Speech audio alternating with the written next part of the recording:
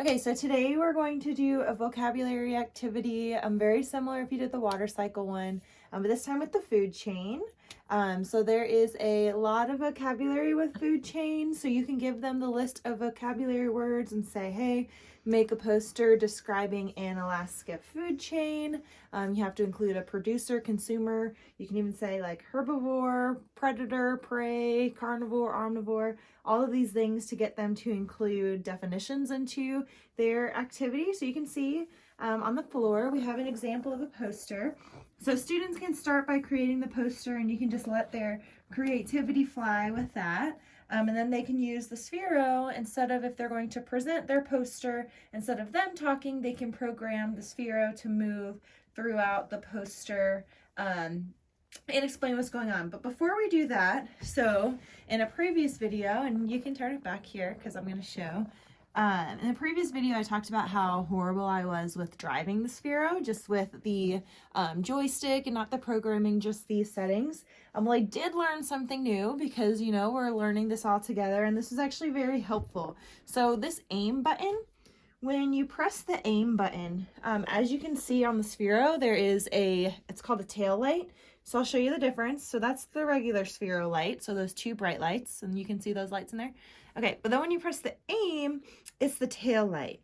So the tail light is like the back of the Sphero. So what you want to do before you start programming your Sphero, you want to drag that ring or drag this little dot around the ring until the tail light is kind of facing kind of in the same line as you. And then this, now when I go to drive the Sphero, you can see I have a lot more control. Oh, well, I can correct myself a lot easier because now the joystick is really calibrated to the position that I'm in. So that's really helpful for activities, but that's it for this portion of the video. We're now going to go into actually programming the Sphero itself. Okay, so now we're going to talk about programming the Sphero, and we're going to program the Sphero to move throughout the food chain and then speak about each part of the food chain. So we're going to utilize this speak block a lot, which you can find under sounds, where students type in what they want the Sphero to say, and then we're going to utilize the movements so they can roll to the different spots. Now, so I'm going to show you what this sounds like first, and then I'm going to delete it because it's going to be really long and make this video really long. But when your students are kind of debugging their program and creating their program, as they press the start button, it'll run them through all of it. So they're going to know these definitions by the end of their project or by the end of coding their food chain map because they're going to hear it 10 million times.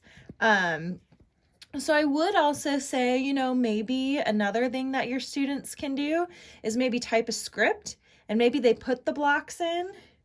And this is an option if you want, but then it'll kind of take away from the repetitiveness of hearing it over and over again. Have them write a script, and then maybe they don't put what they want to say in the speak box yet, and they save that till the end to when they know their Sphero moves through it correctly. Either way, however you want to do it, that's kind of getting into the weeds of it. You can decide and whatever you think your classroom needs. But we're going to go ahead. I'm just going to press start so you can kind of hear what this sounds like. Oh, I got to reconnect my robot. It's been too long. So I'm just going to have my Sphero kind of talk about, as it's the presenter, as if the student's not talking at all and the Sphero is just presenting everything. Today, we are going to talk about the food chain. A food chain is a hierarchical series of organisms, each dependent on the next as a source of food. All right, so that's exactly what I want them to say before the Sphero begins. So you know what? I have that there. Now I want my Sphero to start rolling to the correct spot. So I'm going to go ahead and hit roll. And then so it says speak. And then it says at the end you can see wait. So it kind of gives some of that wait time before it goes ahead and rolls. Sorry, my screen is too small for this. That's a very long text box that I've got there. So now that you've heard it, I'm just going to delete that and say intro. So it's shorter for us in this video, and then you kind of know what we're talking about. All right, so now we're going to do some rolling. Let me delete that one. Okay. So now we have our Sphero. Let's go ahead. Let me fix his tail light here. So he's facing me, his tail end. All right, so we're gonna have him roll. Which direction do we want him to roll? What do we think? So we want him to roll kind of this way, right? Pull him to the left. Yeah. Okay. All right, and you know what? Okay, I want to see how this works because this is interesting because if his tail, okay, we'll just see how this works. Because I'm not sure that this, direction, that aiming is going to work. But I have a feeling we might need to aim him. I don't know. We'll see. Let's just play it and see how it goes. Intro. Oh, okay. It does work. Never mind. All right. So it does work, but we did go too far. So it's at a speed of 31 for 2.5 seconds. It didn't go too far. What would you say we should change it to? Try 2. Okay, let's try 2 seconds. Just 2 seconds. And then remember, you can have jobs for your students to where one is maybe the coder and then the other one is the fetcher or whatever you want to call that. I don't know. In charge of the robot to where they move the robot back and forth to start. So now, as you can see, as I'm debugging this many times, if they have their, definitions or their sayings in there, they're going to hear that a lot. So that could be good for them for the repetition. Intro. Okay, so maybe a little shorter. But then something else I have to keep in mind is, did I even start it at the same position as last time? You might want to put an X. Yeah, so it might be a good idea, to have an X just so I can remember. So I'm not, or start. Intro. So I'm not checking this a million times, but. So they can see the Sphero. Oh, I'm sorry. Yeah. So I'm not checking this a million times and being in the wrong spot or whatever. Okay, but we're there. Okay, so we're where we want to be. We're in the producer. So now I'm going to go ahead and get a sound. Oopsie. And speak and wait. And I'm going to say, you can have them say anything for here. So I would start, the first stop of the food chain is the purple flower. A purple flower is a producer because as a plant, it makes its own food through the process called photosynthesis. So you can have them, put those explanations, use their own words, kind of as if they were just describing it, but the Sphero does it. But for the sake of this, I'm just going to type in producer here so you can see. All right, and then now I'm going to go ahead and have him move to the next spot, butterfly, just since we're here, and then we can test it and see how all that works because we know this roll works and we know that the Sphero is going to speak the way that we want it to because we've already seen that happen. So let's go ahead and do roll. What do we think? So roll. Let's see where we're aimed at here. Tail light's still kind of where we want it to be. Maybe a little. All right, and now kind of just like what, like Just that?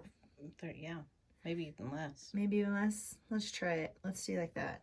I don't know. And then, okay, and then so I'll do 31 again just because the same. Actually, I'll do less because we're going to really short distance, so I don't want them to overshoot it. Actually, I'm gonna go like even shorter because we did what 13 for 1 second, and it went much farther than that distance. So I'm going to try to just kind of use my problem solving and kind of remember the mistakes I've made and how I fixed them to kind of set me up hopefully for success later to kind of change my course or edit along the way. And I'll just say 0.5 seconds because that is a really short distance. All right, so that's what I have. And I'm going to hit start. Intro. Oh, no, wait, I forgot. This is where the good partner comes in. I need a partner to help me move this back to where we started. Okay, here we go. Intro. Producer. All right, well, that was all messed up that time. And I think it's because I changed my aim mid out here while I changed that other one. So let me just check my aim again. Yeah, my aim is good. Let me try. Intro. There we go. Producer. Okay, so it turned the way I wanted to, and the aim is good the way I wanted to, but I didn't quite get it to go enough seconds here. 0.5 seconds is not enough. So let's try 1.5. Just do 1. Okay, we can just do 1. We won't go crazy. All right, start. Intro. Producer. Okay, Let's maybe try, a speed of 4 might be too slow, so let's try. Can we turn it purple since it's a purple flower? Sure. How do you do that? So if we want to turn it purple at producer here, so that happens before it rolls, we're going to go to lights, main LED, and look, it's already purple. So we'll put the purple there, and then we'll go ahead and then do the roll. Or, you know, do we want to change it from purple and then we'll change it as it runs the next time. Okay, let's put it back. And would we want to put orange for the butterfly? Sure. Let's check to see if that works to get us to the butterfly first. Okay. Intro. Producer. Okay, so it does look like it was a problem with my speed. So I'll make it a little faster. I'll just do 25 and then I'll do for 2 seconds. What did I do my speed the last time? 31. So maybe I'll just try to do 31 here. You think 2 seconds will be too fast or too long? Okay, so 29, that's as close as I can get, and then we'll change to 1. Since we are changing several variables at once, you know, usually you don't want to do that in an experiment or here in coding because then you don't know what the exact issue was. So, all right, let's start and see what happens. Intro. Producer. There we go. Okay. So then orange? Yep, so then we can add a different color if we want. I'm going to stop here and let's go ahead and add orange for that orange little, I think that's orange, yep. Orange little butterfly. Awesome. All right, so we took a pause in the video just so we can finish the code. So I want to show you what we finished with. Now, this one is unique because since the Sphero just goes in a straight line, the food chain is just kind of the same direction. We were able to just click on the code, just on the block. Yep. And then we were able to duplicate it. And then so that allowed us to complete the code really quickly. And then we were able to test and see if it works and then just make minor changes. So we weren't having to guess. We're like, we know this goes in the direction, kind of at the speed and everything that we want. So we put that in there kind of as a base of where we can go to try by there. Now, if you look at our code also, for the purple speaking parts, there's not a lot of words in ours just because you guys don't need to listen to that on our video. But I want to encourage you to have your students use that as like a conversation piece. So for example, if I was a Sphero, you know, if I'm looking at my poster, I'd have the Sphero say, today we're going to talk about the food chain. A food chain is a hierarchical, can't say that word, series of organisms, each dependent on the next as a source of food. So that meaning, you know, the purple flower comes first and the purple flower is the producer that goes through, makes its own food through photosynthesis because it gets energy from the sun. And then the spotted butterfly gets its energy by eating the purple flower or consuming the nectar. So it makes it a consumer since it can't make its own food. And then also since it's eating plants or the nectar from plants, it's a herbivore. And then the frog eats the butterfly to get its energy. The frog is a, you know, maybe omnivore. I don't know, maybe frogs eat plants as well. Probably not, but you know, kind of throwing in those vocabulary words and have students use that and explain it. And then lastly is the snake and the predator, or not the apex predator because eagles could eat snakes, so there's something that hunts snakes as well. The snake consumes the frog, which makes it a carnivore. And just going through kind of explaining it like that, using the vocabulary, but kind of as a presentation or just conversation to really show that they understand what they're talking about and what they're displaying here. So it gets them touching the content more, and then as they're practicing their program, they hear it like 10,000 times. So it's a great way to kind of practice just that repetition as well.